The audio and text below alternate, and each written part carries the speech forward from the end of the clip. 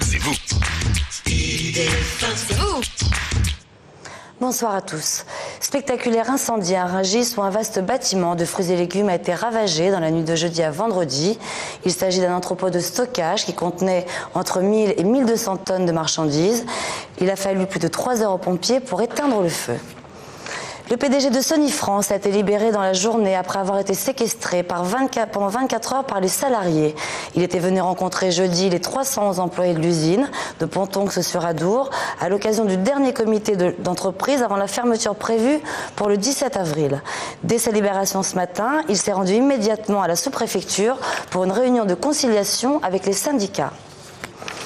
Après Claireroy, la société Continentale vient à nouveau d'être mise en cause. À Rambouillet, cette fois les salariés refusent le licenciement de 300 d'entre eux.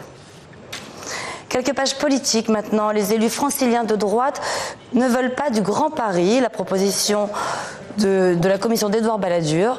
Ils condamnent la perspective d'une fusion des départements de la Petite Couronne. Lors de cette réunion qui s'est passée chez Christian Blanc, Roger Carucci, le chef de file UMP de l'opposition au Conseil régional, a notamment critiqué la menace que ferait peser le projet de texte sur le pouvoir des maires. À l'UMP toujours, Pierre Magnery vient de déclarer ce matin que l'idée d'augmenter le taux des impositions sur les plus hauts salaires était retenue par la majorité, à condition que la France ne soit pas seule à le faire parmi les pays européens.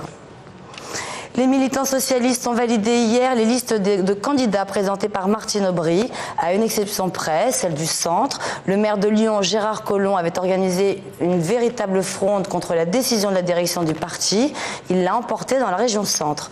À noter que Ségolène Royal, pour la première fois, s'était déclarée en accord avec Martine Aubry pour que, je cite, « cessent les zizanies ». Bonne nouvelle, enfin, le Premier ministre François Fillon a annoncé que le prix du gaz allait baisser de 10% dès le 1er avril.